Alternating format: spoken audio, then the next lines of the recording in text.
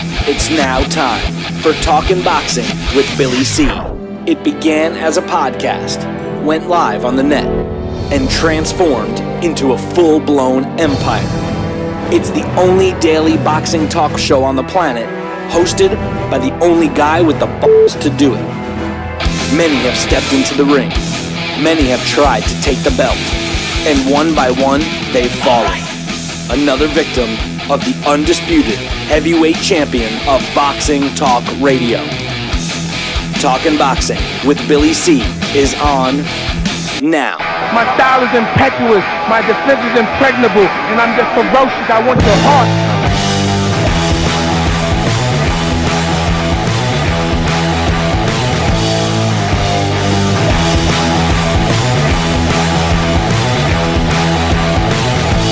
And we're coming to you live from the Billy C Studios in Lake George, New York. I'm Bill Calogero. It's time for the Billy C Show. Good morning, good day, good evening.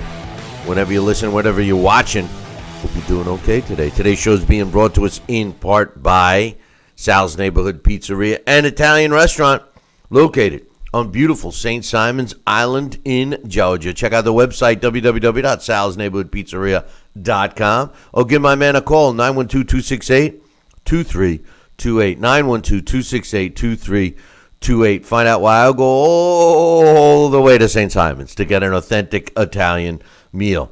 Today's show is also being brought to us in part by the Turning Stone Resort and Casino and their next live boxing event, which is Saturday, October 21st. I'm going to be there, so you should be there too. Come on up to me and mention the show, and hey, maybe I'll sell you an autographed copy of my book. You know what I mean? The fight's going to be a good one. It's going to be on HBO. Jezreel Corrales is the main event, and Demetrius Andrade was just added as the co-feature. So I'm looking forward to that on October 21st. And today's show is being brought to us in part by my book, Tom Molyneux, From Bondage to Baddest Man on the Planet. The Baddest Man on the Planet is available right now, where all good books are sold, and you can get a copy of it right now while you're watching or listening to the show. Just go to barnesandnoble.com or amazon.com. And like I said, you want a signed copy? Come on up to me October 21st at the Turning Stone Resort and Casino. Or just visit our website, billycboxing.com, and click on the book. You can't miss it.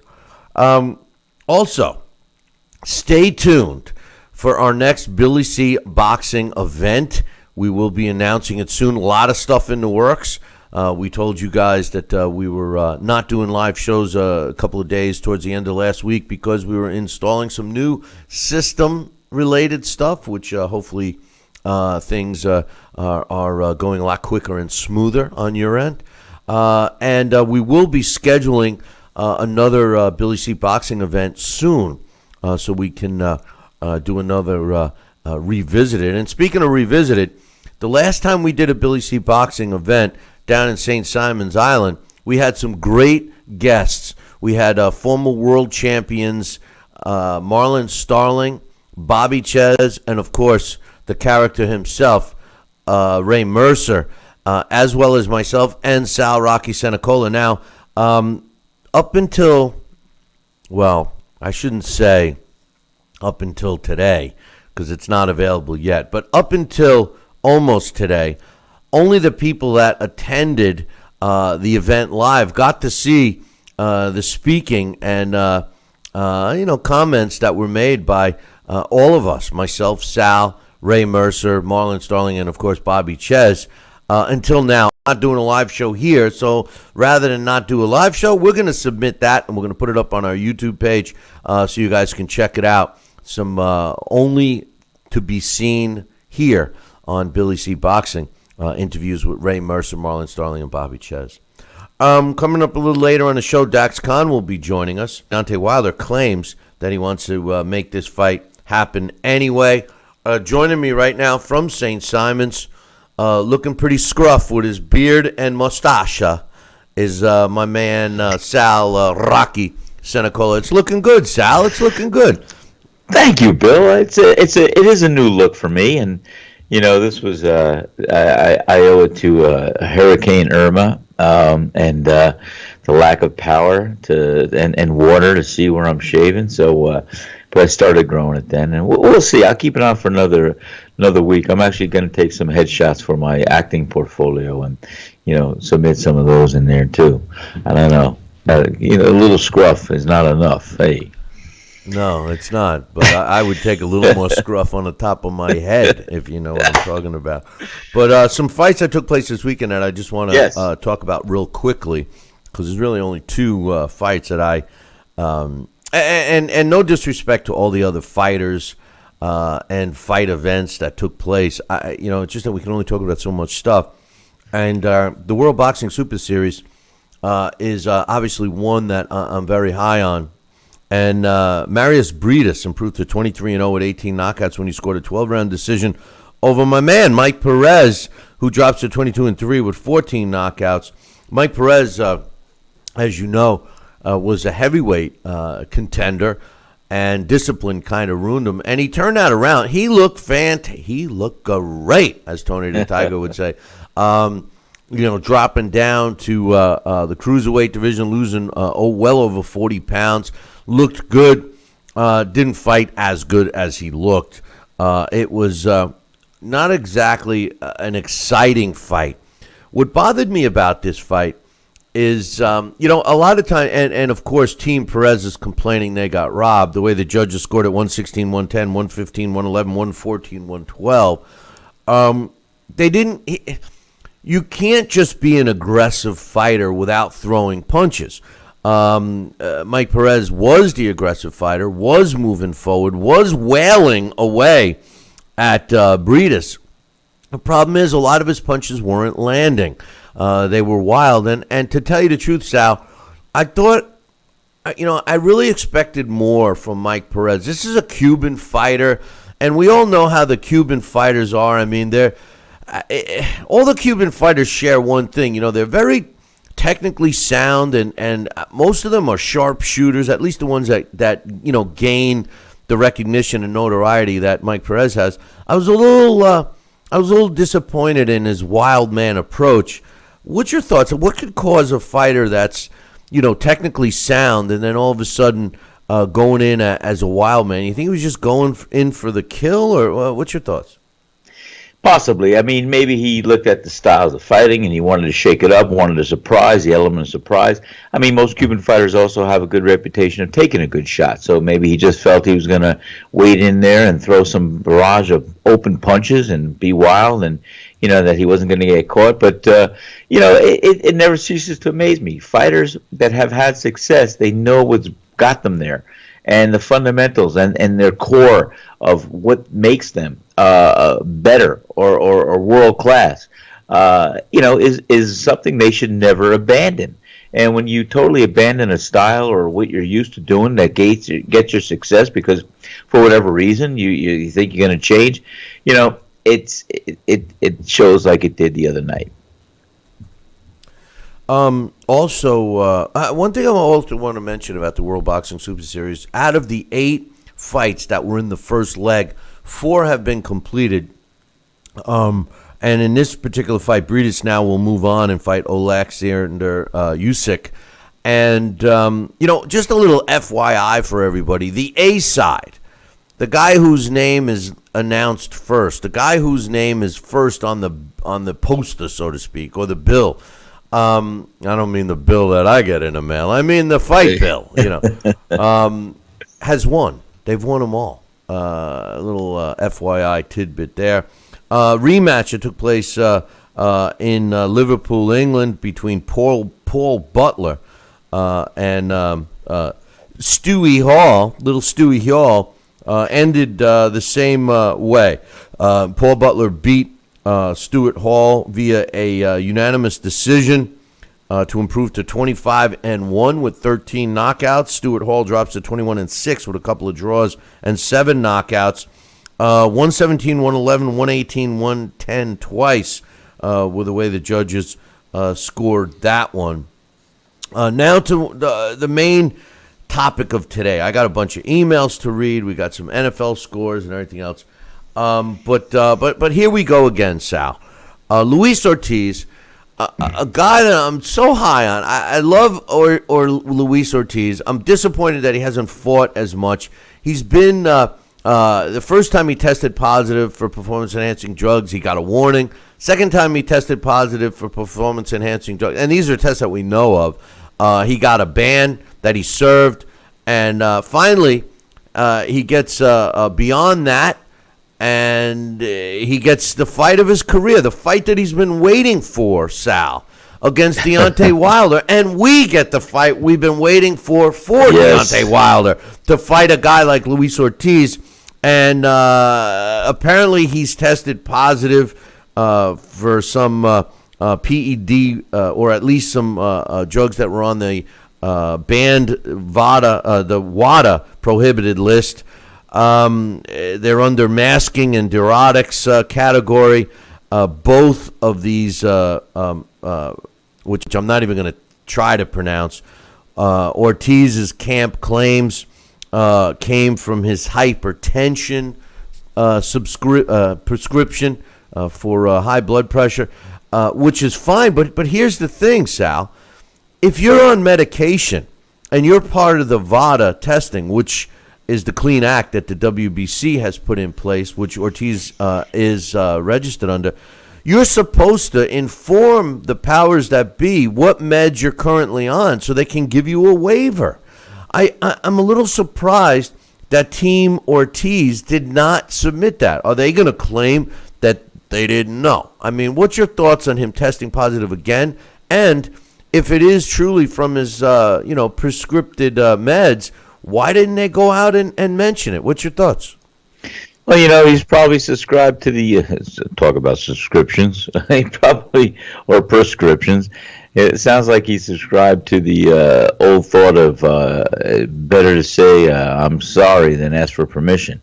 And the bottom line is, yes, you have to disclose these things. If you're on blood pressure medication, if you're on whatever it may be, they need to be disclosed to the commissioner right away, because definitely it's going to show up somewhere, and you don't have to have it explained. If it's already disclosed, these guys are smart enough to say, well, this is the residual effect of this medication's here, but it's disclosed. You know about it. Okay, it's no surprise. Here, when you don't disclose, oh, by the way, yeah, now I want to see a note from the teacher or a doctor's prescription or whatever it might be. The bottom line is these guys, they're smarter than what they appear to be. They know the rules. They know regulations. So if they're trying to do or be nickel slick and trying to do something, it's because they have something to hide. It's not because of their ignorance and just not playing by the rules. It makes me wonder why Luis Ortiz would risk this fight from taking place, especially since it's so important to him. Now, again, this is alleged. They haven't made any decision on the B sample or anything else, and this is the voluntary anti-doping policy that the WBC has in place. I just want to, before we take our first break, I want to give you the latest from Team Deontay Wilder, specifically Deontay Wilder. He said basically he still wants to fight Ortiz. He says, I'll be fighting on November 4th in Brooklyn. It's all up to the WBC. Whatever they want to do with it is fine. I already put in the request that I still want to fight him no matter what. Because if these MFers keep doing these PEDs, they're just going to do it. So if you need some help with me, fine. Let's make this fight happen. But again, it's not up to me, so we'll see what happens, baby. This was a quote that he put up on Instagram over the weekend. And I can't help but wonder if it's true or not, Sal. As a fighter, Deontay Wilder, and as any fighter or any athlete for that matter, I would think that you want an even level playing field with whoever you're performing against, whether it's on a football field, a baseball field, or in a boxing ring. I think that you want to at least feel that you and your opponent are on the same level in terms of what you have bringing into war, so to speak. I find it first, fascinating that Wilder's willing to do it, even though, if this does work out and prove that he indeed took a performance-enhancing drug. On the other hand, I'm wondering if Deontay Wilder is just using this as a way to say, hey, I wanted this fight, boys and girls, but the WBC won't let me. What's your quick thoughts on that?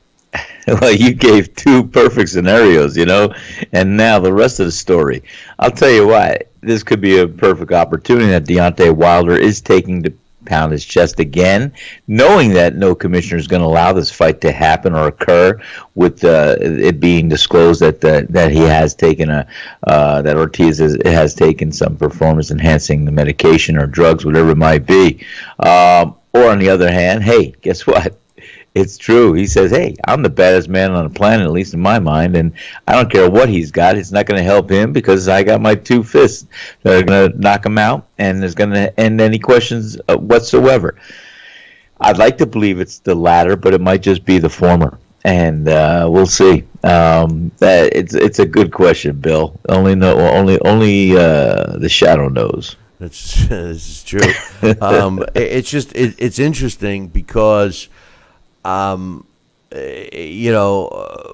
had used the cheater platform of why he avoided Ortiz for a while, So now all of a sudden he says, I'll fight him anyway, unless he loses.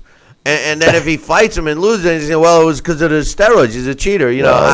I don't know. It just seems to me that they're putting some excuses in place, but hold that thought. We're going to take a short. Yeah, exactly. They're putting some butts in place. They're putting some butts in place, and maybe they're nervous about losing butts in the seats if this fight doesn't go down.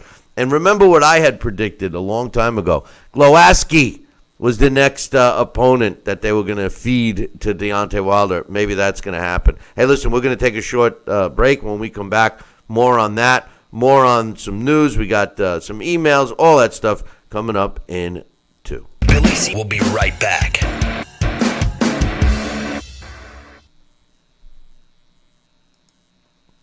Broken air conditioning, $4,400. Failing refrigerator, $2,500. Don't let outrageous repair and replacement bills like these bust your budget. Get the First American Home Warranty Plan. And when a covered appliance or system breaks, we'll repair it or replace it for you. We had a high-end dishwasher go kaput. They put it in a brand new dishwasher. We have plans that cover air conditioning, most appliances, plus heating, plumbing, electrical systems, and much more. Plans start as low as $25 a month. Why let a major appliance or system breakdown bust your budget or go through the hassle of finding trustworthy service people? Last year alone, we saved our customers over $120 million. Don't wait until something breaks and you're stuck with a huge bill. You save a lot of money. It's absolutely worth it. If you don't have First American Warranty, get it. Call 1-800-946-6234 for your free no-obligation quote. This is important news for women using birth control medications and devices. If you or a loved one have been diagnosed with a pseudotumor after using one of these birth control drugs or devices, you may be eligible for a cash award and medical expenses. Contact the law firm of Davis & Crump right now if you or a loved one have used one of these birth control medications or devices and were diagnosed with a pseudotumor to see if you are eligible for a cash award and medical expenses. Call now. Operators are standing by. Stop living with hair loss, that is. Losing your hair is no fun, and no one wants to be bald, but there is hope. Getting my hair back was the best thing that ever happened to me. I'm happy with the way I look now. I'm very excited about my hair. I feel beautiful. I love my hair. Hair Club offers all proven hair loss solutions backed by our commitment to satisfaction guarantee. If you're not 100% satisfied with the solution you choose, Hair Club will apply the purchase price to another proven hair loss solution or transplant more hair at no charge. It was the best thing I've ever done. It looks good on me. Call in the next 5 minutes to get your free brochure at no obligation. It will tell you everything you need to know about your hair loss problem, and it's free if you call now. I am more pleased than what I had even imagined. I at least look, I would say, 5 years younger. I'm 52, and I look better now than I did when I was in my 40s. I feel great. And that's not all. The first 100 people who call will also receive $250 off any hair loss solution from Hair Club. Call now.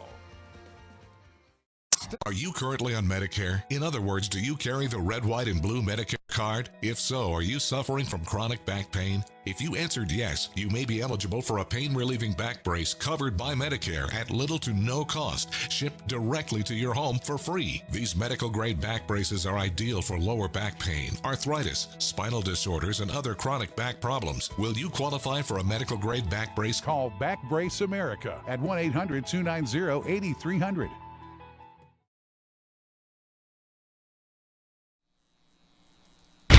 Check out BillyCBoxing.com now, or feel the wrath of the mighty mustache.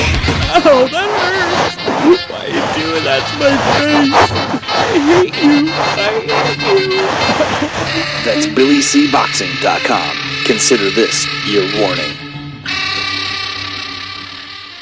Now back to Billy C. Interact with the show at BillyCBoxing.com.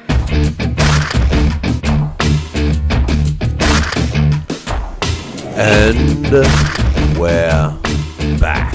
You're listening and watching the Billy C. Show. Glad you could be with us today. And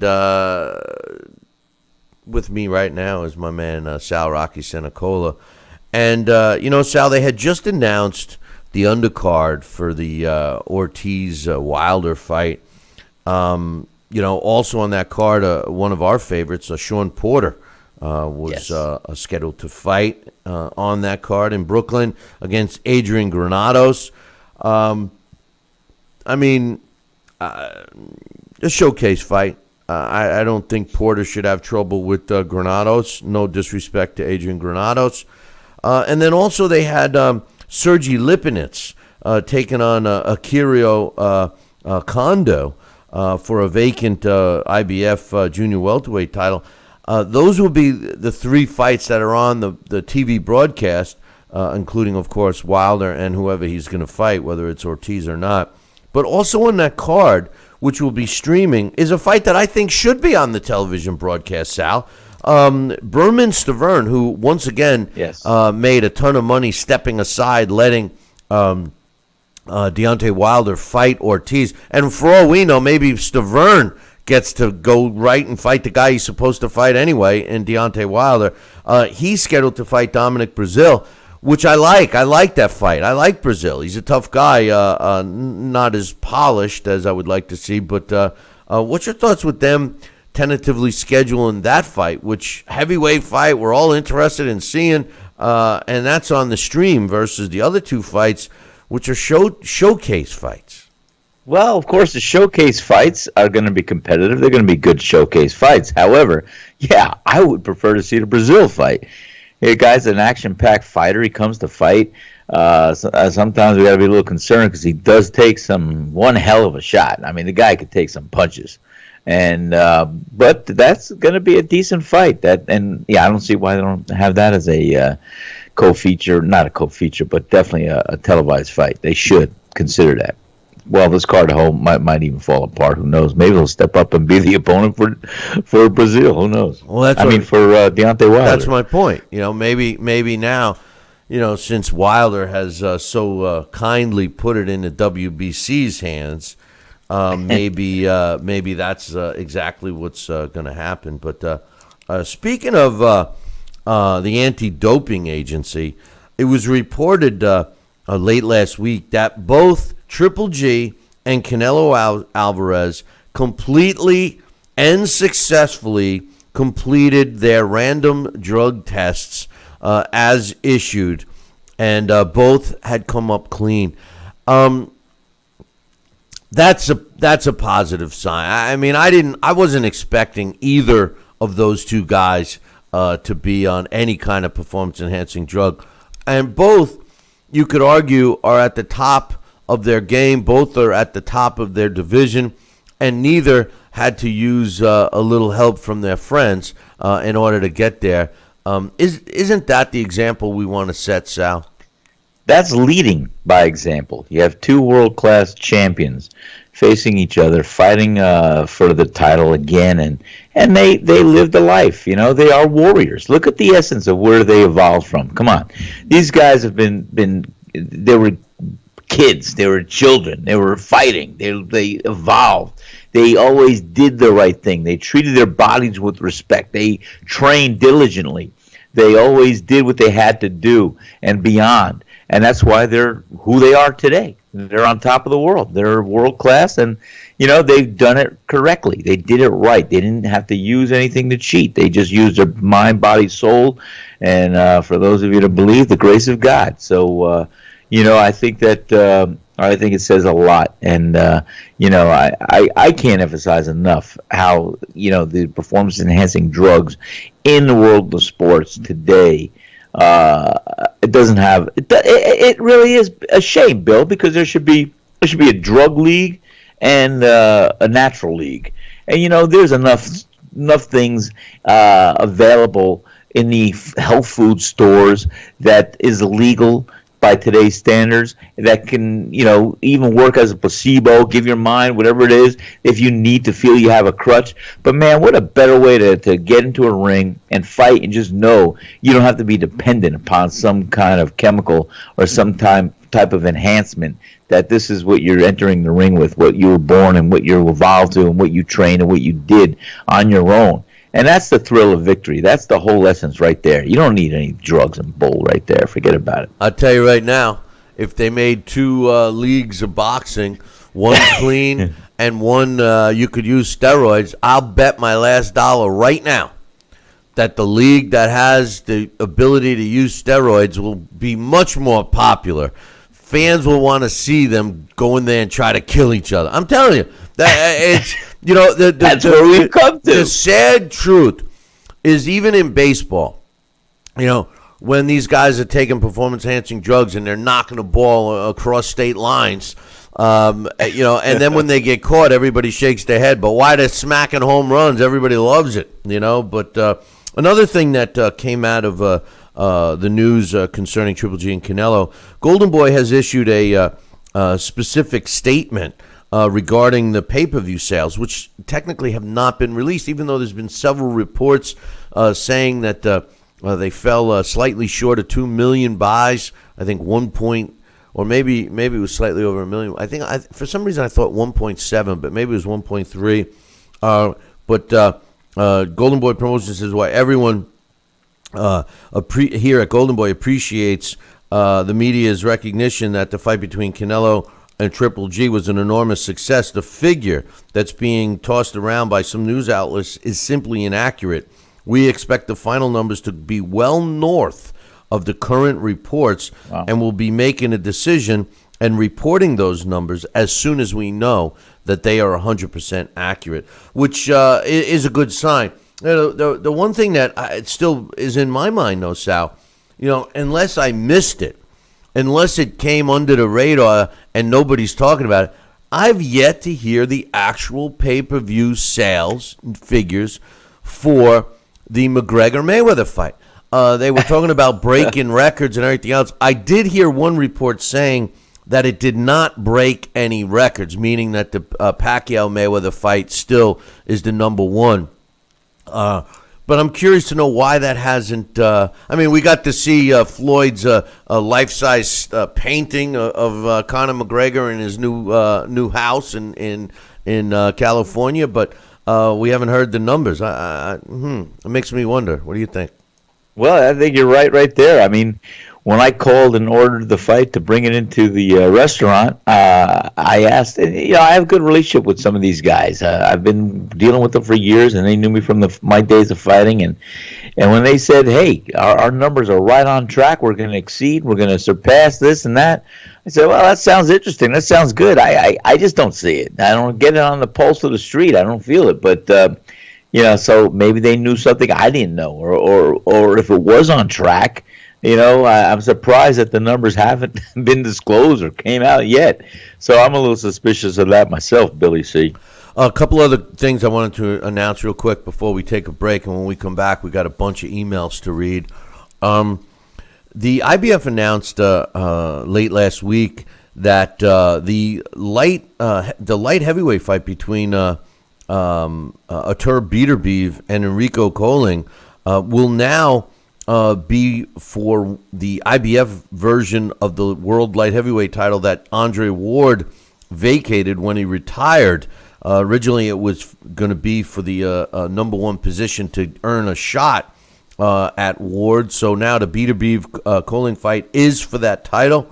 And it was also announced that the rematch between current WBA regular old middleweight world champion Hassam Nadam is number one contender that he has to fight in Ryota Murata out of Japan will now be televised on ESPN2 Sunday, October 22nd at 7 a.m. This fight is taking place in Tokyo, so that's actually some good news that we'll get to see that one on TV. So anyway, hey, listen, Sal, let's take a short break. When we come back, we got a slew of emails here, and then we got Dax Khan scheduled to come on at 9 a.m. So don't go anywhere. And just don't forget, everybody, programming note, we will not be doing a live show tomorrow, but check our YouTube channel because I will be uploading the last Billy C get-together, the speeches and stuff that former world champions Marlon Starling, Ray Mercer, and Bobby Ches did, along with myself and, of course, Sal Rocky Senacola. And it also included on that will be the official presentation of Sal Rocky Senacola's title belt, which I had the luxury of giving him that night. So make sure you watch that when it's uploaded tomorrow. So we'll be back in 2. Billy C will be right back. If you're over the age of 50 and considering buying an annuity in the next 60 days, I have some important news for you. Don't buy an annuity until you understand the pros and cons of annuities. A free book to help you maximize your retirement income from television host and 3-time author Josh Melberg has been released. This book reveals little-known truths about annuity strategies in simple-to-understand terms. Grab a pen right now because we are about to offer you this free book that unlocks the 5 little-known secrets we believe baby boomers and seniors should know before buying an annuity. Call 800-493-9652 now, and you'll receive a free copy of Josh Melberg's book, Next Gen Annuity Strategies Revealed. As a bonus, we'll also send you the #1 mistakes retirees are making with their investments today, and a free DVD on how you can get up to 33% more income in retirement. Call 800-493-9652 to have your free information kit rushed to your door. Again, that's 800-493-9652. Stop living with hair loss, that is. Losing your hair is no fun, and no one wants to be bald, but there is hope. Getting my hair back was the best thing that ever happened to me. I'm happy with the way I look now. I'm very excited about my hair. I feel beautiful. I love my hair. Hair Club offers all proven hair loss solutions backed by our commitment to satisfaction guarantee. If you're not 100% satisfied with the solution you choose, Hair Club will apply the purchase price to another proven hair loss solution or transplant more hair at no charge. And it was the best thing I've ever done. It looks good on me.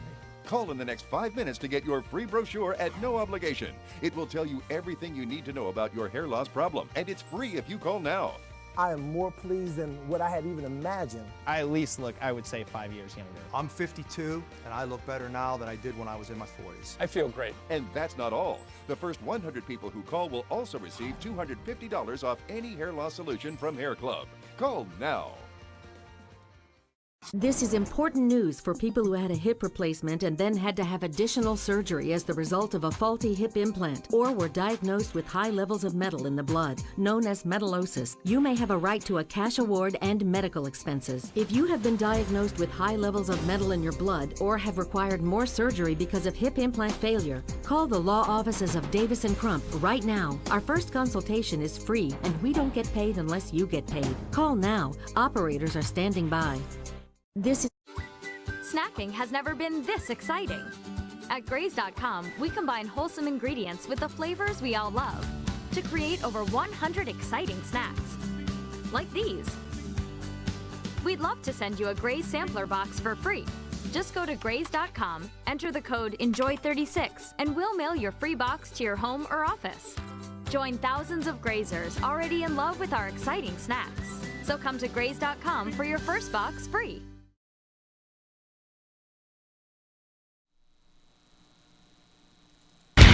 Check out BillyCBoxing.com now, or feel the wrath of the mighty mustache.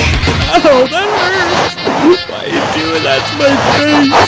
I hate you. That's BillyCBoxing.com. Consider this your warning. Now back to Billy C. Interact with the show at BillyCBoxing.com.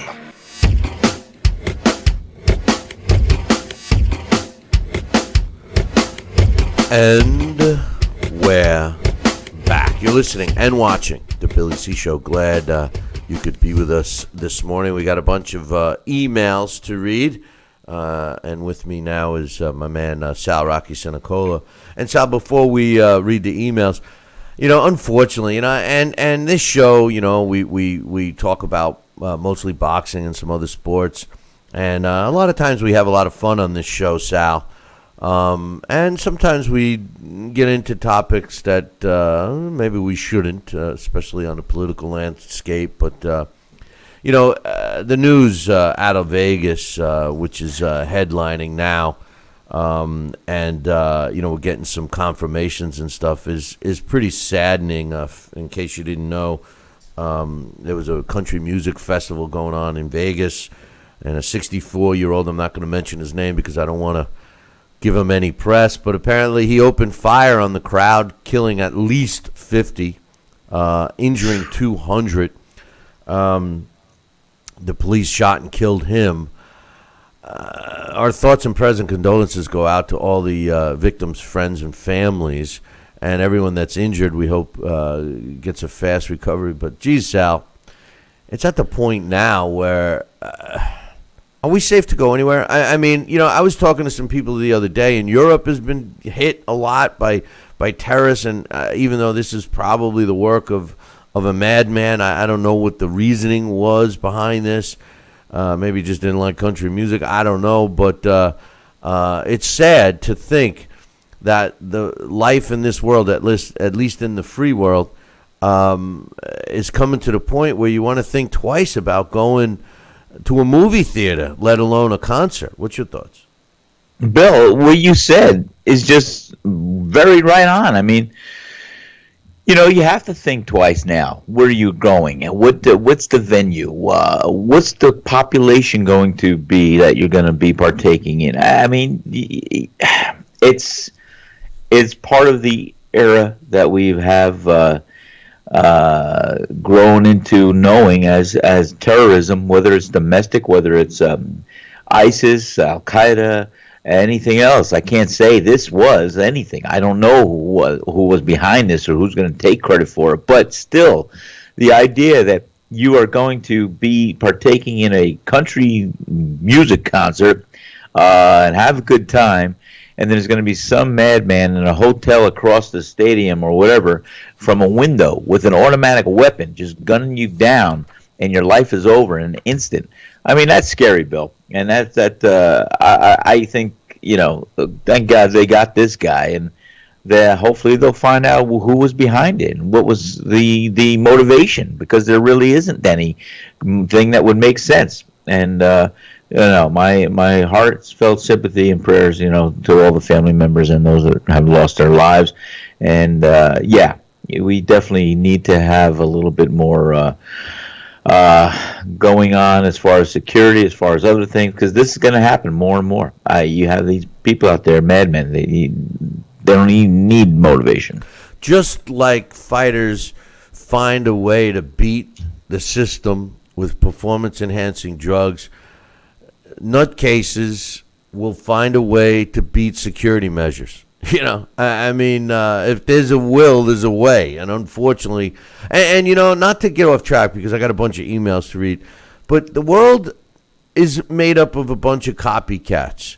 And, growing up and being an old man, I can't recall, and I'm sure there were, gunmen out there 100 years ago. As soon as they invented guns, people were using them for the wrong reasons. But ever since the Columbine murders that took place, when the kid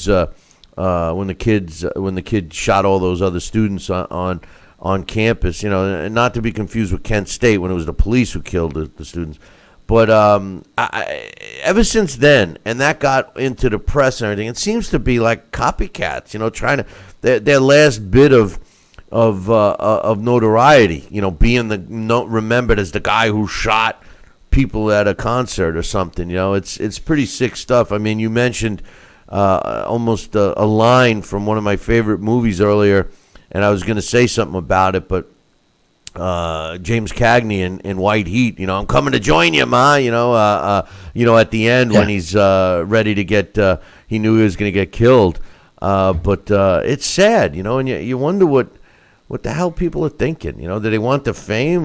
They just want to bring as many people down with them as they can. I mean, he obviously didn't think he was going to get away with it. I mean, I don't know. It's sad and it's scary. It's scary to think that, we're all taking a chance walking out to our car. And I hate to put the fear, but when push comes to shove, aren't we? Well, you never know. Like I always say in a fight game, any given night, a fighter can lose. You never know. We take life for granted. I hate to keep going and pushing the envelope we're talking about, but in a sense, we don't know when we turn our key on in our car. We don't know what's going to happen. We don't know what we're going to do. We don't know if we're going to return home. We should, and I know that we anticipate nothing's going to happen, but you never know what's in the cards, Bill. And it doesn't have to be it could be just by accident, just by anything. You never know what's out there, what's in store, and what's the game plan. And you take life for granted. It's very precious. It's very valuable, and you know what? You never should be one that takes it for granted, because you never know when that thief in the night's going to hit you. This is true.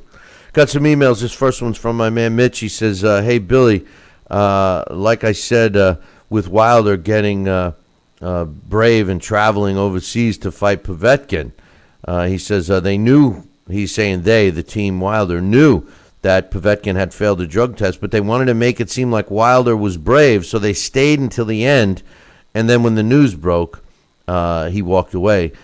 I feel it's the same here with the Ortiz fight. Ortiz just failed another drug test.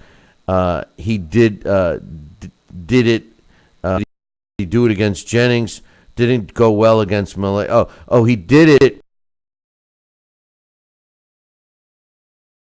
Scott, just like Povetkin actually failed here, but that's a whole story. And Andre Warzik failed, so his fight with Wilder was off. All these guys failing when it's time to fight Deontay Wilder via the WBC, which Mitch puts in parentheses, Heyman controls, which I'm not so sure about that. But anyway, he says their clean boxing program. Are all these guys scared of Wilder? I'm calling conspiracy here. Wilder is being protected once again. Gas up the bus, Charles Martin or Konaski. You are about to go on stage in November. Wow. And he had sent me an email, a copy of an email, basically saying this similar stuff before Wilder went and fought Povetkin.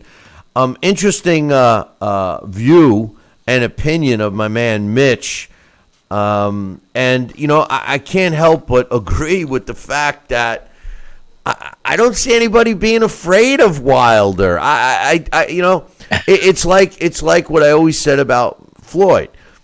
Floyd chose his opponents. He earned, even though I disagree with it, he earned that ability to do that. Name all of the concessions that he was going to do everything. Everything was in his favor.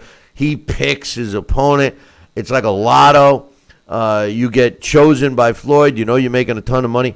But no one's afraid. No one was ever afraid of Floyd Mayweather, unless you were a woman or a young man that was, 21 years old or younger. Those are the only people that could technically be afraid of Floyd Mayweather. But no professional fighter was afraid. And I certainly agree with Mitch here, Sal.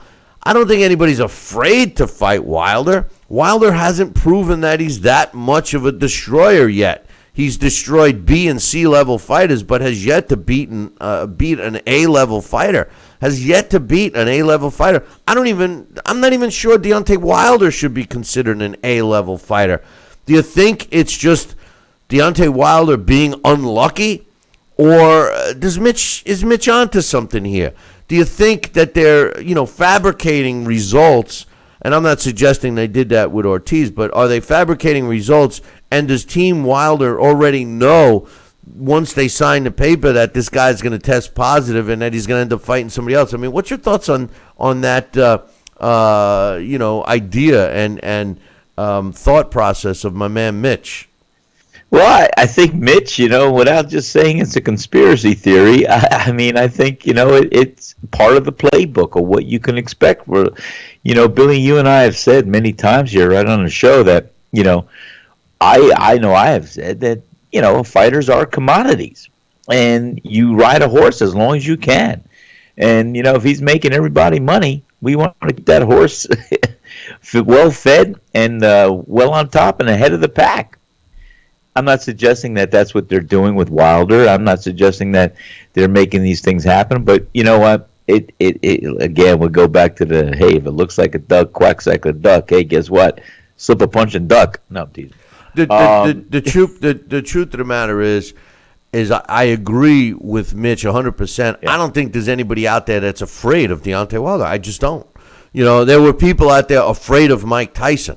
There may be people out there afraid of Anthony Joshua. There might have even been a lot of people afraid of Vladimir Klitschko. I just don't think anyone in a heavyweight division is afraid of Deontay Wilder. I don't know.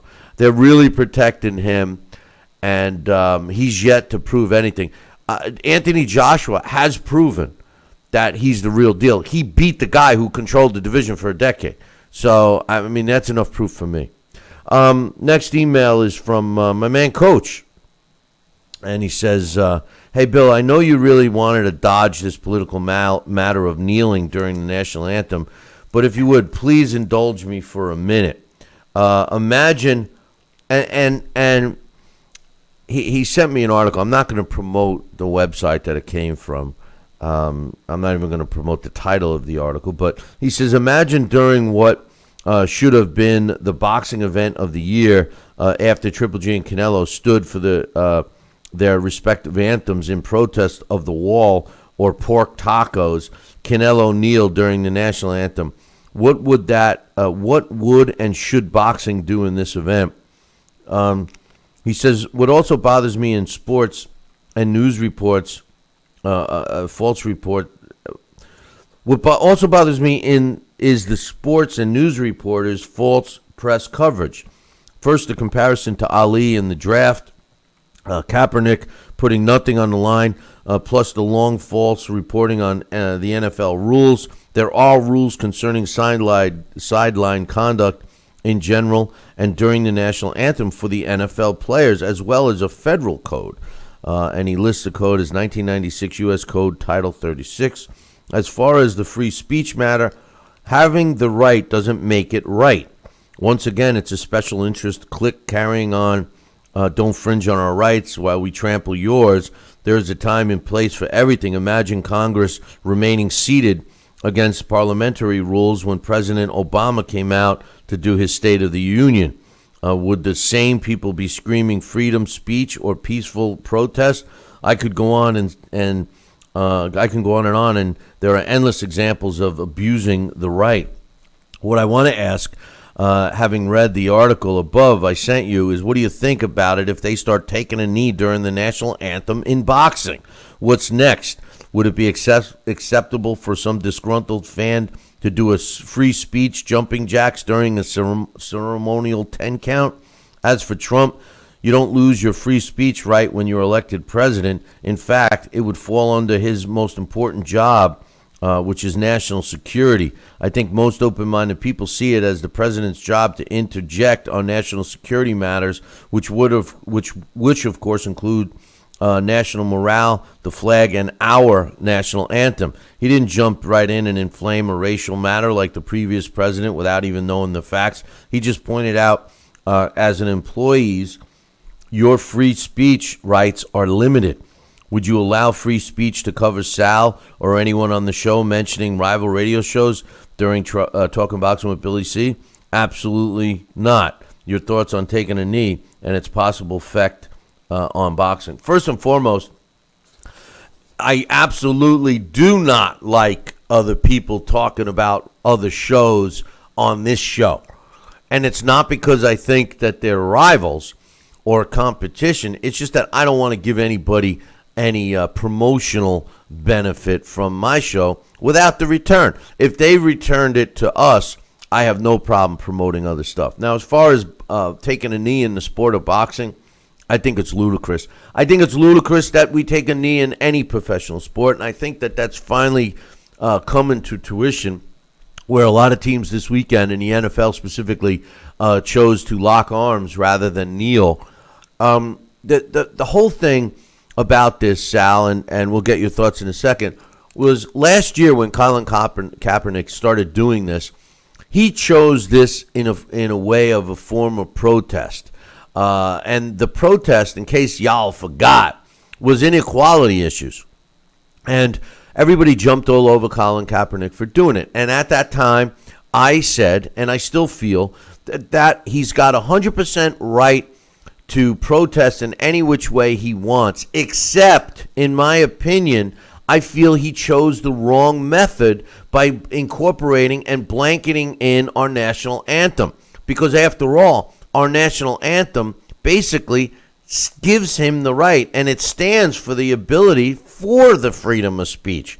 So I think that taking his demonstration and blanketing in the United States national anthem was 100% wrong. And I still feel that way. And a lot of these players that were trying to show unity among the NFL versus Donald Trump, when Donald Trump said they should be fired, they were taking a knee. So it got out of whack because nobody knew what the hell they were doing. Listen, freedom of speech, 100%. We get that here in the United States. But kneeling and showing disrespect to not only our country, our national anthem, and our service people, whether they are active or non-active, is wrong. That's my opinion. What's yours, Sal? I agree, Bill, and it's funny because we saw some of the effects of what the players were trying to represent or stand for by seeing what the fans were retaliating and doing. They weren't supporting the teams. They weren't. Not everybody, but it was catching on. And who knows? You want to see an organization disrespect our patriotism, our flag, which the country that they are performing in has made them wealthy and famous and everything else. It is a slap in the face. If they want to protest, they have every right in the world to protest some issue. But, during our national anthem, our nation's honor, and our disrespect, showing disrespect to the servicemen and women that help provide the element of what we have in the United States of America, for them to use as a vehicle, is disheartening. And I don't think it's right. So, hey, guess what? You want to protest something, go ahead, do it, but not in a venue that has given you every opportunity in the world to be who you are, where you are, and what you are. And that definitely would reflect. You saw the fans; some of them didn't show up to the game. Some of the people were protesting the protest. And if I ever saw a fighter do that, you think he'd be as famous worldwide or within the United States as he is today? I don't think he would, and I think the fate is in the fans' hands because they are the ones that pay the tickets that help these sports figures get their millions of dollars. I was glad to see a lot of fans boycott the games this week. One of the players was saying, "Hey, if the fans don't want to show up, good riddance, don't show up." And I'm saying, what an idiot! Doesn't he realize? Come on. Well, I'm wondering. That says it right there. He's a mental midget. I'm wondering if the NFL came down on him. But anyway, we got another couple of emails here. A real long one from my man Mike from Michigan, which I'll get to after Dax comes on. But we got two others here. First one is from my man Chris from Canada. He says, hey, Billy C., Danny Garcia versus Bam Bam Rios is apparently going to happen. It's in the final stages of negotiations. What do you and Sal think on this fight? My thought initially, Sal, is, Bam Bam Rios was one of my favorite fighters as a lightweight. To move up 2 weight classes and fight Danny Garcia coming off a loss, to me, just spells one thing. It's getting Danny Garcia a win so he can get another big payday, and it's getting a payday for Bam Bam Rios. Bam Bam Rios' style of coming at you and just throwing a lot of punches and wearing you down as you're hurting your hands on his face maybe worked in the lightweight division. It's not going to work in the welterweight division. I'm not crazy about this fight. It's not proving anything for Danny, and all it's going to show for Bam Bam is that he's going to be able to take a beating again for a paycheck. What's your thoughts? Well, Bill, again, I have to side with you here. I mean, again, some of these fighters are a little aggressive with gaining 1 weight class. That's fine, but especially with the 5-pound, 6-pound difference, that's okay. But when you jump 2, and it might be evident he's looking for a payday, and he's going to give it all he's got. That's great. But yeah, when you have a swarming style, you're aggressive and everything else, and it works great against guys your size or smaller. But when you try and do that, you still can be effective. You still can win, but Danny Garcia is the A side here, and he's going to come out the A side there.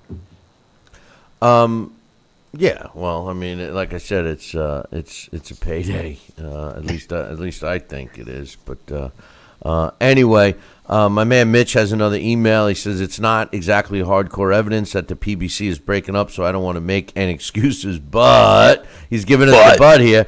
He says first Danny Jacobs fights on HBO, and then we have a contract set for him to sign and fight at least 3 times on HBO. Now there's a strong rumor through the grapevine that Adrian Broner could be fighting at Madison Square Garden on the undercard of Miguel Cotto's December card. By the way, Broner is rumored to be fighting Lucas Matisse. I did hear that, by the way. He says Cotto will potentially be fighting David Lemieux. Now that has Golden Boy written on it. So I ask, is Al Heyman cashing Broner out? B, is it basically PVC waving another white flag?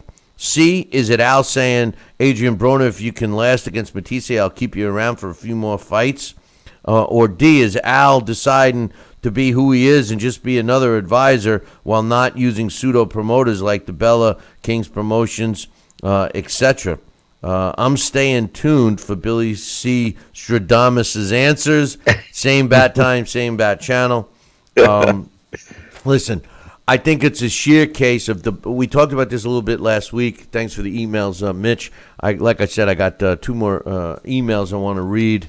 Actually, 1 more email I want to read from my man Mike from Michigan after Dax comes on a little bit. But first and foremost, Al Heyman, forget the PBC. The PBC model did not work. Al made a mistake.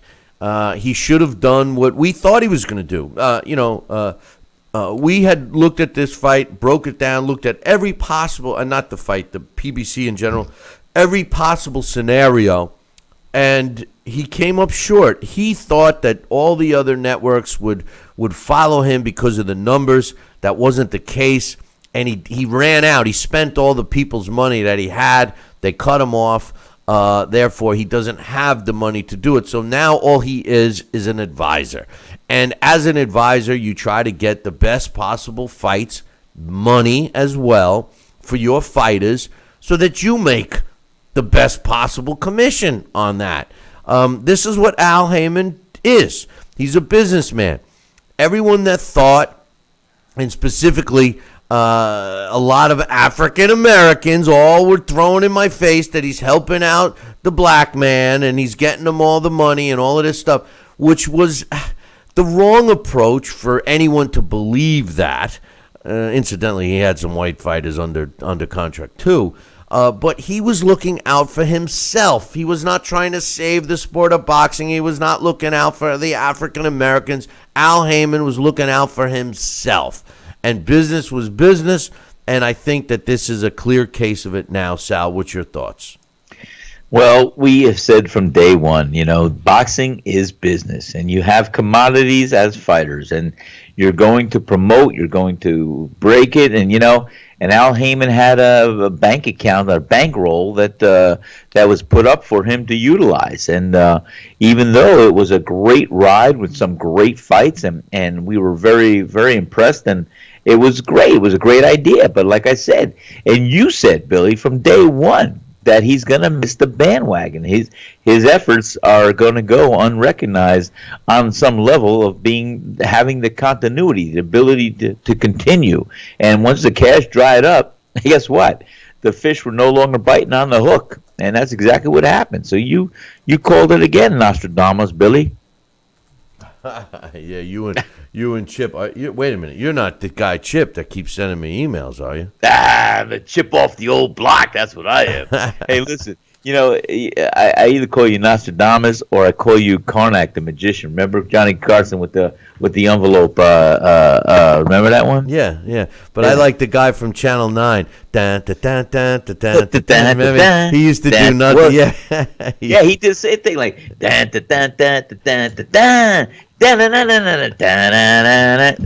I know, stupid stuff but anyway, all right, it works. Hold that stupid thought, and we will be back in about 2 minutes, and we're scheduled to have Dax Khan join us, and Dax got some opinions on the Luis Ortiz situation, and also the WBSS, the World Boxing Super Series. And this past weekend, Michael Perez loses, so that's starting to shape up. So we'll get Dax's thoughts on both of those in about 2. Billy C will be right back. Part of the Billy C Boxing Network.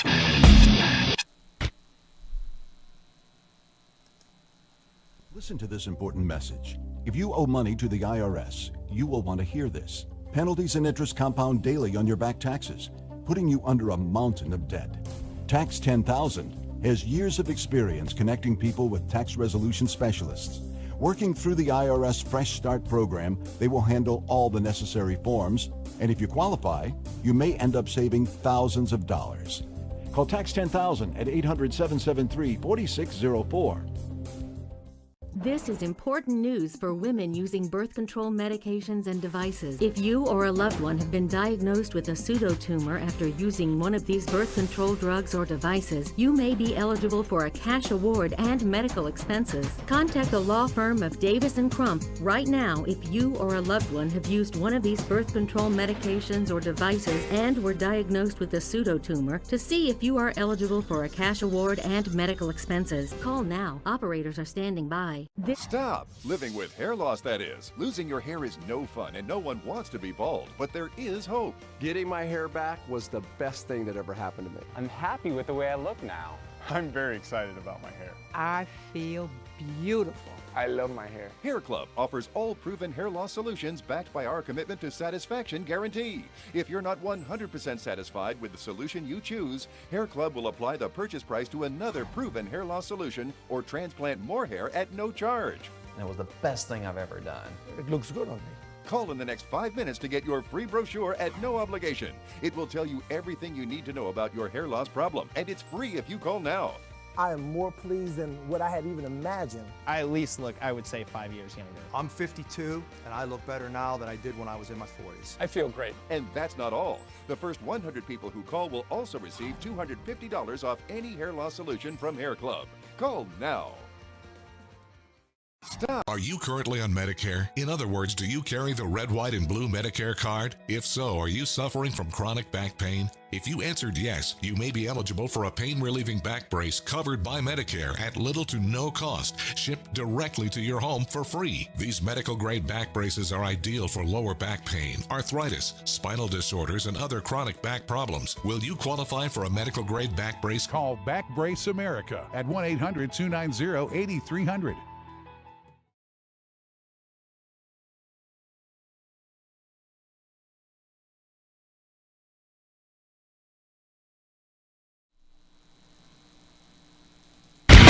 Check out BillyCBoxing.com now. or feel the wrath of the mighty mustache. Oh, that hurts! Why are you doing that to my face? I hate you! That's BillyCBoxing.com. Consider this your warning. Now back to Billy C. Interact with the show at BillyCBoxing.com.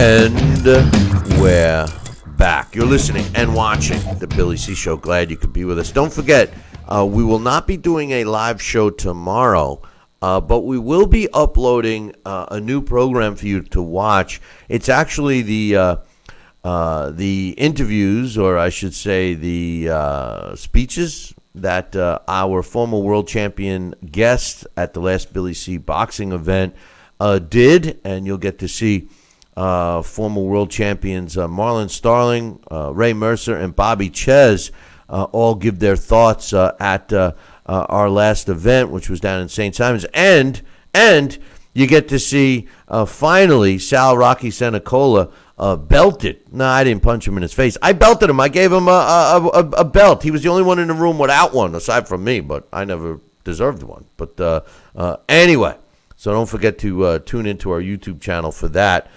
Tomorrow. Now, joining us right now to give us his thoughts on the World Boxing Super Series results from this weekend, and of course, all of the discussion surrounding Luis Ortiz's failed drug test yet again.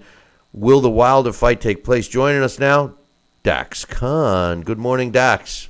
Good morning. How's everybody today?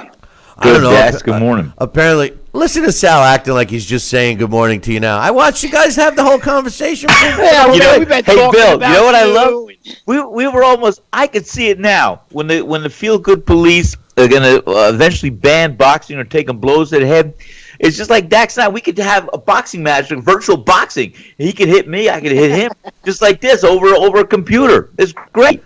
That's where we're going to come to one day. Dax is a we all know Dax and love him for his fast talking. Can't get a word in edgewise. It's pretty comical to watch you two guys from the camera, and Dax's lips are going a mile a minute. Sal's lips are going a mile a minute with all his antics and background stuff. I'm like, Jesus, I wish I could just unmute them, but they'll mute out my commercials that I'm forced to run, you know? But anyway, it would be banned from radio or streaming live anywhere in the world. Yeah, well, I'm more worried about the TV that airs the channels, but that airs the commercials. But first and foremost, before we get into the Luis Ortiz thing, Dax, the World Boxing Super Series moved forward again. We now have 4 fights under our belt. All the A sides seem to have won. I thought Perez was going to do a little better. I mean, he looked fantastic. I almost sickly, like I almost didn't recognize him. He's trimmed down really, really well. The fight itself looked kind of, I don't know. It didn't look like we said earlier, it didn't look like a typical Cuban fighter in there. He didn't look refined. He looked more like, a Jean Pascal style fighter or a Bernard Hopkins sometimes when he would just go in and flail away. What was your thoughts on the performance and, of course, how the World Boxing Super Series is progressing at this point? Well, first, I noticed the same thing that you did during the weigh-ins. Perez just did not look good. He looked in shape, yes, but, he looked like he was more or less dehydrated, he just didn't look right to me. It almost reminded me of Chris Bird years ago when he fought Sean George, where he looked absolutely fabulous, but his body was drained and there was nothing to offer during that fight. But, it was an ugly fight. It was, the first ugly fight of the series. I mean, you had to have one. Bradis, he's smothered, he didn't show me anything that impressed me. Probably the worst fight I've ever seen of his career. Perez fought uninspired. We've seen that in his last few fights. Murat Gassiev against Krzysztof Lazarek is up next. That'll be down at the Prudential Center, which I'm going to, and I'm excited about that. But in my opinion, what this is going to boil down to in the end is going to be Alexander Usyk against Junior Dorticos. To me, those guys have already shown to be the class of the division. the class of this tournament, and I think Alexander Usyk right now, this is more or less going to end up a showcase event for him, even though the other fighters in here are very good. I just think Alexander Usyk prior and in his fight against Marco Huck showed, he's that much better than everybody in this division, in this series, and there are some good fighters in this series. Well, we got a couple of fights this weekend. Well, we have the Chris Eubank Anvil Yildirim fight for the super middleweight. I do believe that the cruiserweights are taking over this whole tournament. They just seem like the more interesting fights. Yeah, to me they are, and that's because it's only in the United States. We spoke about that a lot of times. Only in the United States is the cruiserweight division really not followed. That's why top cruiserweights from the United States have gone overseas. But now, with the United States getting a chance to see these cruiserweights, and with all the lack of action or the very few elite fighters that we have in the heavyweight division, the cruiserweight division can become that, the division to watch among the big men, while the heavyweight division sorts itself out, because we're not really seeing too much talent other than a few guys enter the heavyweight division to liven that up. More or less right now, it's the same top recycled names other than Anthony Joshua. As far as speaking of heavyweights, as far as the Luis Ortiz situation with Deontay Wilder, what's your thoughts? Well, it's just, a lot of, the boxing is becomes such a TMZ. I look at people out there, they make comments, everybody's an expert, but you know what, the comments, whether or not it's on social media or you see in articles, the experts about nothing. They're making this stuff up off their head. It's like listening to little kids out in the street tell a story about something that happened. You know what, they have no facts, they have no idea, because, it all took place after their bedtime. Ortiz, 2 banned substances came up inside that test for Ortiz. Those 2 banned substances, though, you know what, they were additives, they were part of his blood pressure medications. Luis Ortiz takes lorcatin, and he takes Atenol. Lorcatin is an angiotensin 2 receptor drug. Antagonist drugs, they're banned by VADA, but, they're not banned in that form. Now, Luis Ortiz has been on this medication for 10 months. This isn't something that just popped out of nowhere. It's just Luis Ortiz hasn't had to take a test. He has documentation that he has been on these for 10 months. Now, lorcatin is... It's also, lorcatin, losartan has been, known in the past to be given to people who suffer damage to the heart and to the kidneys from long-term PED use. And a lot of people are assuming that Luis Ortiz takes this because of that, and are assuming because that this drug contains a diuretic that he's trying to mask something. But Luis Ortiz is also on Atenol. Atenol has a side effect that causes kidney damage, and it also promotes type 2 diabetes. These 2 drugs are given it's very common these 2 drugs are prescribed together with people who have high blood pressure. And now, if somebody is suffering from past PED abuse and long-term effects, or they're trying to mask something, they're not going to have a doctor give them these 2 medications in combination. Also, if Luis Ortiz does not have a valid high blood pressure condition, what's going to happen is the doctor that prescribes them to him, he has to answer to why he's prescribing these medications. People forget, doctors have to answer. This is not a private doctor. This is a doctor with, a public practice. This isn't a Michael Jackson type doctor that's working for Luis Ortiz, on his own. And of course, what person, I don't care if it's you, it's me, it's Sal, let alone, a high profile athlete, goes and they get their masking agents from a Walgreens pharmacy, which is who fills the prescriptions for Luis Ortiz. Now, what happened here is that the WBC, they went out and, like a TMZ, they went and they exposed and they gave out the chlorothiazide and the hydrochlorothiazide results that tested positive inside of Luis Ortiz's test. But what they didn't do is they didn't say that, these are 2 additives inside the active medications for the BP medicine. These are not the main drugs, and so technically they're not masking medications. This is a man who's in his mid-30s. As a matter of fact, he's closer to the 40-year-old age. We don't know what his eating habits are, so something, for all we know, Luis Ortiz just has high blood pressure. This is very common. It happens. Even Gabriel Montoya, probably boxing's the most foremost expert on PEDs when it comes to the media, has said himself, you know what? It could just be the man is in his late 30s and that he needs high blood pressure medications. I find it hard to believe that this man with the biggest fight of his career and his career at the tail end is going to sit there and he's going to foolishly and so obviously knowing that this is going to come up at one point or another, go and take these medications in a prescription form that are additives to blood pressure medications and fail this test and blow this fight. That's foolishness. It's nonsense. It makes no sense. Exactly, and that was one of my questions I was going to ask you. I mean, theoretically, you know, he was caught twice before. Once he served the sentence. The other time I got shoved under the carpet. He got a warning. Why risk this fight? There's so much on the line. I don't understand why he would risk it. And then my other question would be, why wasn't it reported? Every fighter that's under any kind of medication, we learned it way back when fighters have, oh yeah, my doctor prescribed me testosterone. You know, well, why didn't you report it? Oh, I forgot. You know, no, you don't forget. You know that you need to report that stuff, and you know that's a question mark. And then the conspiracy theory with Deontay Wilder. You know, is there any merit there? I mean, you know, he's come out saying, "Oh, I'll fight him anyway," but that kind of puts an excuse built in should he lose. I mean, it is a little confusing with this particular one. To me, it doesn't seem like Luis Ortiz would risk it. But where is it going from here? But see. That's the thing, Bill. Nobody said, and there's not been no confirmation and no paper has been produced showing that Luis Ortiz did not disclose the fact he was on these blood pressure medications. But the only thing that they disclosed was these two additives, active ingredients inside of his blood pressure medications, the chlorothiazide and hydrochlorothiazide. That's all they disclosed.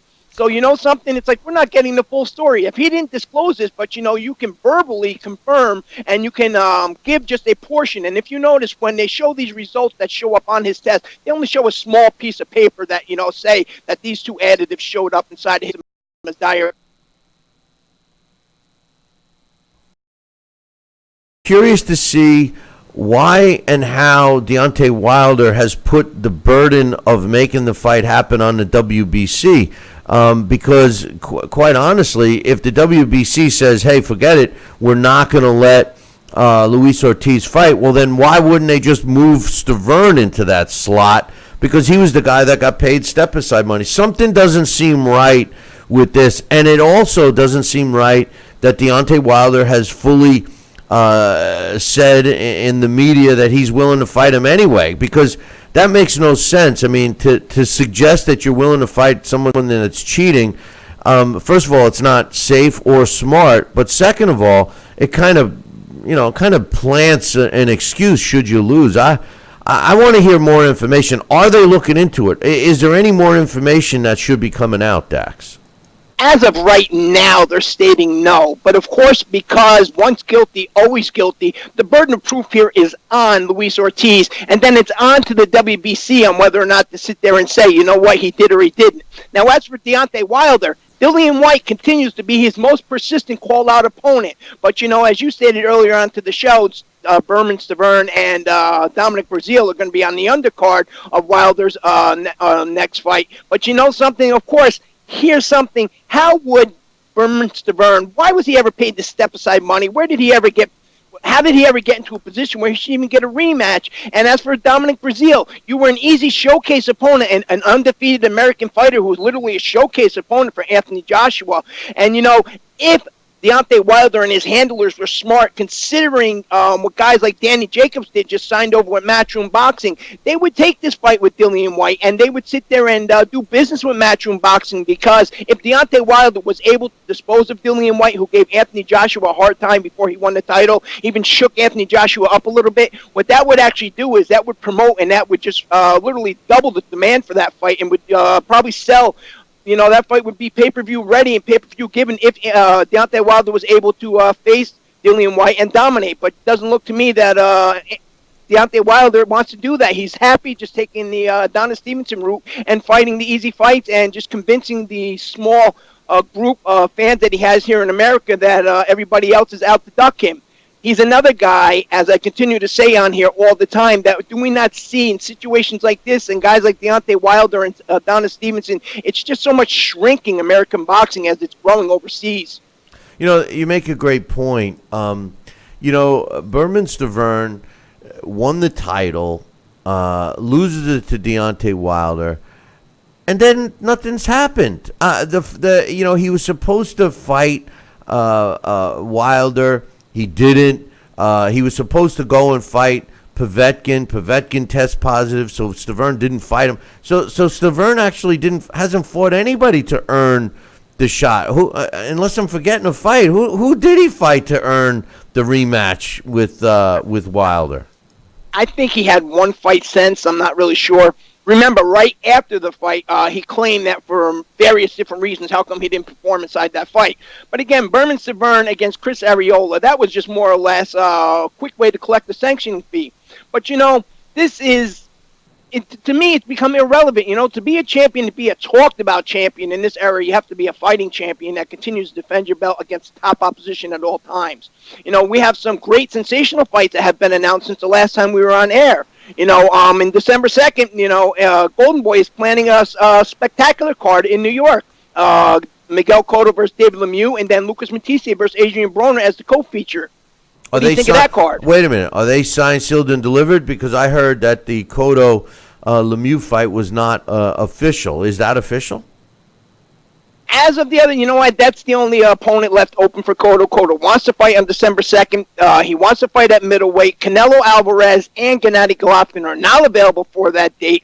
The only other option would be a Charlo brother, but that would have to mean Golden Boy Promotions and PBC Al Heyman working together, which of course we know isn't going to happen because Al Heyman is going to insist that his guys be the top name and they get the top billing. And of course somebody like Miguel Cotto, who this is going to be the last fight of his career, and knowing Miguel Cotto is not a guy that likes to be the B-side, this isn't going to happen. So, Golden Boy, of course, they want to help raise David Lemieux's profile, win or lose against Miguel Cotto. So that fight is pretty much a guaranteed, I'd say 98% for sure. Overseas, again, we have Liam Smith against the Liam Williams rematch. That's taking place November 11th. And then December 17th, we're going to have David Haye against Tony Bello 2. And we're going to find out, did Bello really beat David Haye, or was David Haye's injury legitimate? And did Tony Bello take advantage of a wounded animal? And then just announced today, Robert Garcia has stated and told Golden Boy, Mikey Garcia is ready to unify the lightweight titles with Jorge Linares. And they just want to know when Jorge Linares is ready to put the pen to paper. What about those fights? Well, first and foremost, let me get your thoughts, Sal, on the possible David Lemieux against Miguel Cotto. I know you love Lemieux. I don't like the fight for Cotto. Cotto wants this to be his swan song fight. He's typically, like Dax just said, a guy that never wants to be the B-side. I don't think he can beat David Lemieux. I really don't. I think David Lemieux is too strong for Cotto. And Cotto has aged. Cotto has not shown me anything in terms of what it would take for him to beat David Lemieux. I think this is an extremely dangerous fight for Cotto's swan song. Not that I don't respect him for taking a fight if it does happen, but what's your thoughts on a potential matchup between Lemieux and Cotto? No, I'll tell you what. I respect Cotto for taking this kind of fight, but I'll tell you what. I'll bet that Cotto is not going to leave this ring on his feet. David Lemieux, I think, just has too much firepower. And whatever flaws David Lemieux still is working on as far as hands, protection, defense, I don't think Miguel Cotto could hurt David Lemieux. And David Lemieux could take a decent shot. And I definitely would see if this fight is going to be set, signed, sealed, and delivered, David Lemieux is going to destroy Miguel Cotto. That's my opinion. I think he's too big and strong. Now, Dax, as far as David Haye and the rematch with Bello, I don't care about this fight. I don't. I know you want me to say that. I really don't. I think it's a joke. But you know what? The people over in the UK are willing to fork over money to see it, and that's the name of the game here. To me, it's a joke. Tony Bello wasn't a heavyweight to begin with. He rumored he was trying to get deals in the heavyweight division that never came.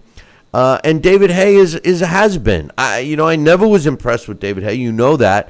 And this fight is just as sick. It's sickening. As far as, that's my opinion. And as far as Mikey Garcia and Jorge Linares, I like that fight. I think Mikey Garcia will beat Linares. Linares is a quality fighter. I kind of was waiting to see Mikey Garcia move up in weight. I know he can go back and forth. I guess the bottom line for Mikey Garcia right now is he's weighing out all options, and more power to him. He's a real fighter. That's what I love about Mikey Garcia. I don't care who is in the ring. It's going to be a good fight. I think against maybe Adrian Broner, and we've spoken about this before, I think Mikey Garcia kind of got a little dose of reality, and that's not to take anything away from his skill set, but I think Mikey sort of understood, and, Robert Garcia sort of understood that Mikey's power didn't quite carry up the way they were hoping. As for, this unification bout, why not? Something, we need to unify champions, and this is this is a great step. And Jorge Linares, he's a world-class boxer. Jorge Linares is never in a dull fight himself, as long as he's performing at his best. So in my opinion, this would probably be the best fight there is at 135 pounds, and then the winner here can go and unify against the other champions. And now the biggest announcement already set for 2018, we're just waiting for the date, is going to be Sorong Visai against Juan Francisco Estrada in Superfly 2. They're going to be the main event. Now remember, Estrada won the right to fight Sorong Visai when he defeated Carlos Quadras in Superfly, and that fight was going to be for the winner of Gonzalez against Rung Visai. Rung Visai easily dispatched of Roman Gonzalez, who has a win over Carlos Estrada, Juan Francisco Estrada, who actually, after going down early against Kudras, he outboxed Kudras and won by a wide decision. So we might be seeing the two best super flyweights in the world once this takes place. And in my opinion, if this is even half as good as Superfly 1, this could be the first mega event of 2018 when it's announced and when it happens. Yeah, good point. Just to comment on Mikey Garcia, and a lot of people said what you just said about him moving up in weight. His power didn't go with him. But I tell you what did go with him was his overall boxing ability, because he made that fight not even close. Aside from knocking out Broner, who has demonstrated a solid chin, Dax, in previous fights, Mikey Garcia dominated that fight from start to finish. I think he could be very competitive in the junior welterweight division. And if his punching power does not come with him, his chin did, because he took a few shots from Broner. I don't know. I think it boils down to the maximum amount of money that they can make, and I think he can make more money in the upper weight class. Not to take anything away from Mikey Garcia, I'm a huge fan, and I believe he's one of the top 5 pound-for-pound fighters in the sport. But while Terrence Crawford is there, Mikey Garcia more or less would be fighting to see if he's the second best guy in the division. I don't think that because his power did not climb up with him. I think that, of course, he can match Terrence Crawford in terms of boxing ability, but I do not believe he'd be able to deal with Terrence Crawford's power, and that would be a bad fight. Why not take over a division and unify it, become the undisputed champion there, and then once Terrence Crawford, who's going to be leaving that division shortly, moves up to 147 pounds, climb up and take another division? Remember, Mikey Garcia, he's only had that one fight at lightweight before he took this fight against Adrian Broner, so his body isn't fully accustomed even to lightweight, let alone jumping up to a junior welterweight. Good point, and he's only been in the lightweight division for a few fights, truthfully. Exactly. So, and Crawford is actually not the guy, because he's moving, he's up a division now, too. He's moving up to welterweight, so maybe they do need another. Yeah, when he's officially up at welterweight, Lord, worry about it then. For right now, you know what? Stay in your lane. Exactly, Dax. I appreciate your insight, and we'll be looking forward to you later in the week. All right, everybody, enjoy your day. Take care, Dax. That's Dax Khan. So check out his column up on BillyCBoxing.com. And I tell you the truth, Sal. All I'm thinking about right now is Cotto and David Lemieux, because let me tell you something. David Lemieux is going to destroy Cotto. That's not even. I mean, that's my opinion, Bill. I just think David Lemieux has too much firepower, and he'll hurt Cotto anywhere he hits him, anywhere he lands. Yeah, no, it's true. It's true. Listen, let's take a short break. When we come back, I got a long-winded email from my man Mike from Michigan. I'll get you guys caught up with the NFL.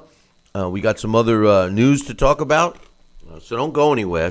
We'll be back in about 2. Billy C will be right back. Part of the Billy C Boxing Network. Snacking has never been this exciting. At Graze.com, we combine wholesome ingredients with the flavors we all love to create over 100 exciting snacks. Like these. We'd love to send you a Graze sampler box for free. Just go to Graze.com, enter the code ENJOY36, and we'll mail your free box to your home or office. Join thousands of Grazers already in love with our exciting snacks. So come to Graze.com for your first box free. If you or a loved one have had hernia repair surgery with mesh reinforcement and suffered infection, chronic pain, mesh migration, mesh failure, organ damage, or needed additional surgery, call the Rely On Group right now. You may be eligible to receive a cash award and compensation for your medical expenses. Your voice deserves to be heard. Call the Rely On Group to be connected with a personal injury attorney for a free consultation. Call 800-715-4869. That's 800-715-4869. Stop living with hair loss, that is. Losing your hair is no fun, and no one wants to be bald, but there is hope. Getting my hair back was the best thing that ever happened to me. I'm happy with the way I look now. I'm very excited about my hair. I feel beautiful. I love my hair. Hair Club offers all proven hair loss solutions backed by our commitment to satisfaction guarantee. If you're not 100% satisfied with the solution you choose, Hair Club will apply the purchase price to another proven hair loss solution or transplant more hair at no charge. And it was the best thing I've ever done. It looks good on me. Call in the next 5 minutes to get your free brochure at no obligation. It will tell you everything you need to know about your hair loss problem, and it's free if you call now.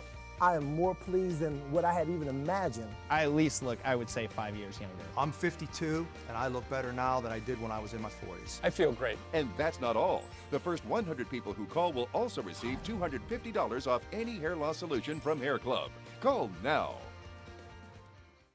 This is important news for women using birth control medications and devices. If you or a loved one have been diagnosed with a pseudotumor after using one of these birth control drugs or devices, you may be eligible for a cash award and medical expenses. Contact the law firm of Davis & Crump right now if you or a loved one have used one of these birth control medications or devices and were diagnosed with a pseudotumor to see if you are eligible for a cash award and medical expenses. Call now. Operators are standing by.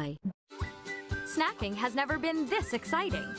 At Graze.com, we combine wholesome ingredients with the flavors we all love to create over 100 exciting snacks. Like these. We'd love to send you a Graze sampler box for free. Just go to Graze.com, enter the code ENJOY36, and we'll mail your free box to your home or office. Join thousands of Grazers already in love with our exciting snacks. So come to Graze.com for your first box free. If you or a loved one have had hernia repair surgery with mesh reinforcement and suffered infection, chronic pain, mesh migration, mesh failure, organ damage, or needed additional surgery, call the Rely On Group right now. You may be eligible to receive a cash award and compensation for your medical expenses. Your voice deserves to be heard. Call the Rely On Group to be connected with a personal injury attorney for a free consultation. Call 800-715-4869. That's 800-715-4869. Stop living with hair loss, that is. Losing your hair is no fun, and no one wants to be bald, but there is hope. Getting my hair back was the best thing that ever happened to me. I'm happy with the way I look now. I'm very excited about my hair. I feel beautiful. I love my hair. Hair Club offers all proven hair loss solutions backed by our commitment to satisfaction guarantee. If you're not 100% satisfied with the solution you choose, Hair Club will apply the purchase price to another proven hair loss solution or transplant more hair at no charge. And it was the best thing I've ever done. It looks good on me. Call in the next 5 minutes to get your free brochure at no obligation. It will tell you everything you need to know about your hair loss problem, and it's free if you call now. I am more pleased than what I had even imagined. I at least look, I would say, 5 years younger. I'm 52, and I look better now than I did when I was in my 40s. I feel great. And that's not all. The first 100 people who call will also receive $250 off any hair loss solution from Hair Club. Call now. This is important news for women using birth. Check out BillyCBoxing.com now, or feel the wrath of the mighty mustache. Oh, that hurts. Why are you doing that to my face? I hate you. That's BillyCBoxing.com. Consider this your warning. Now back to Billy C. Interact with the show at BillyCBoxing.com. And we're back. You're watching and listening to the Billy C Show. Don't forget, we're not doing a live show tomorrow, but make sure you go check out our YouTube channel. That's youtube.com/talkin, TALKIN, boxing, BOXING. And you'll be able to see the first-time broadcast of all the speeches, so to speak. And they were very good from our last Billy C get-together. Former world champions Ray Mercer, Marlon Starling, and Bobby Chez, along with Sal Rocky Sanacola and myself. We're all up on the podium, individually, of course. And Sal, you were crowned champion. That's worth the watch by itself, right? Well, thank you, man. It was inevitable. It was my participation trophy. It was great, so though, surprised. The film caught the actual surprise on your face. You were just so shocked about that. You know what? It was an honor, and I appreciate it. And the gesture said it all.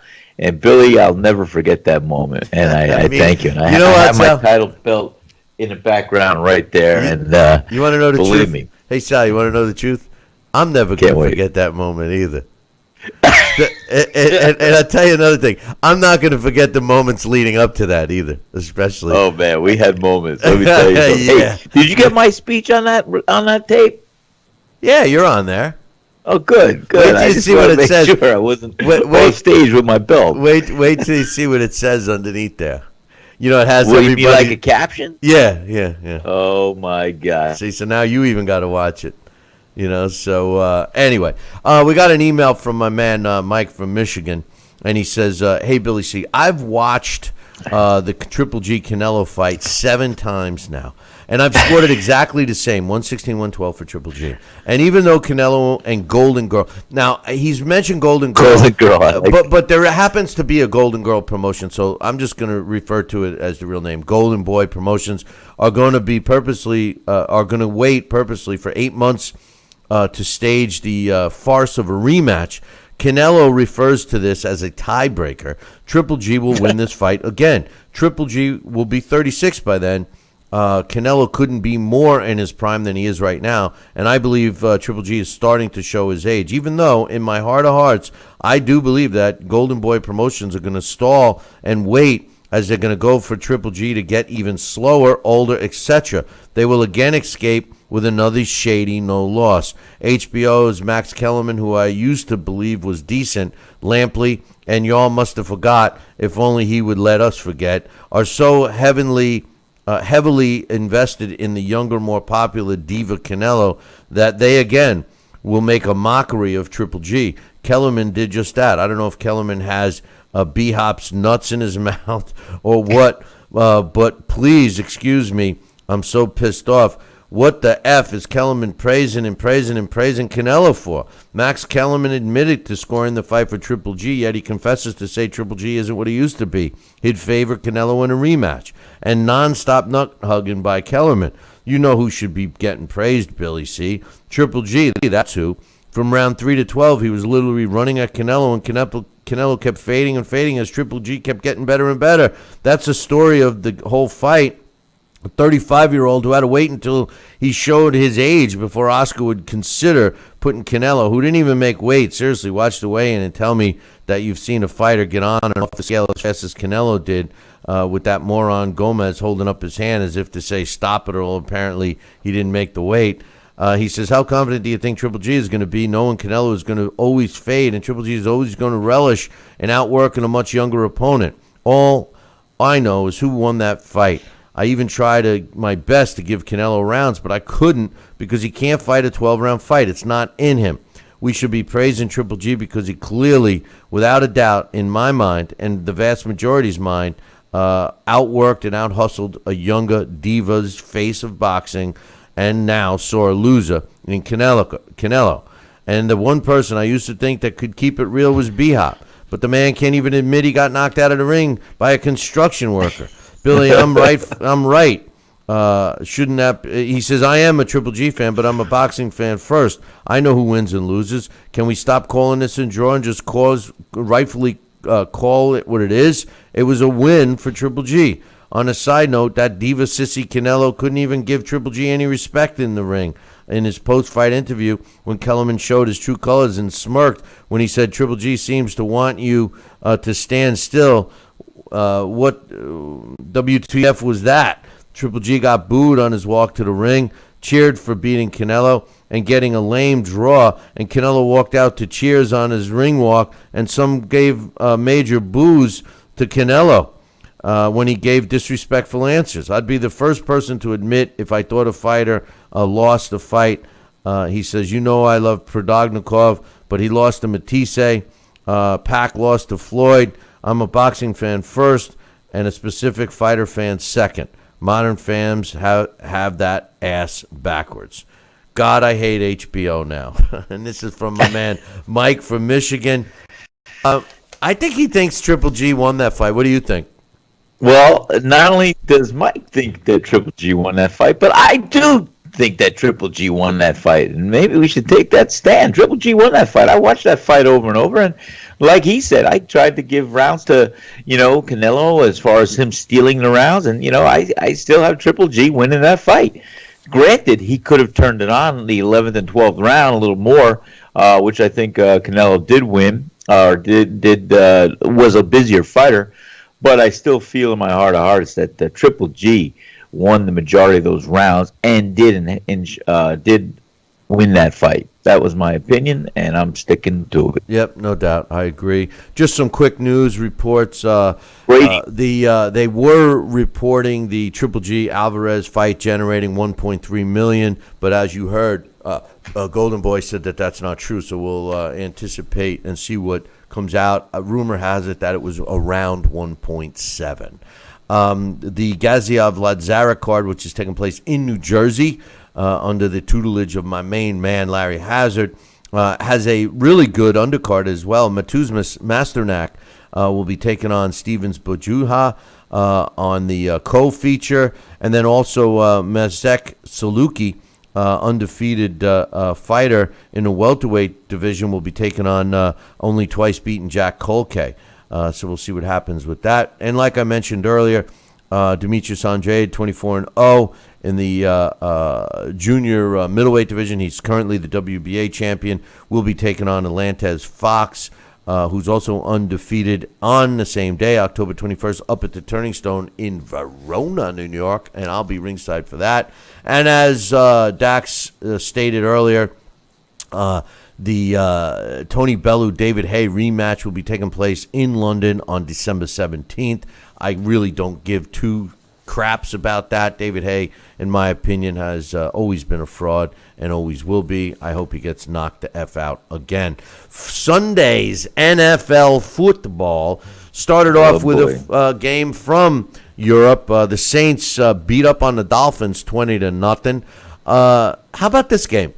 The Buffalo Bills beat the previously unbeaten Atlanta Falcons 23-17. The Falcons lose for the first time in their career. The Bills find themselves in first place in the AFC East. Congratulations to the Buffalo Bills.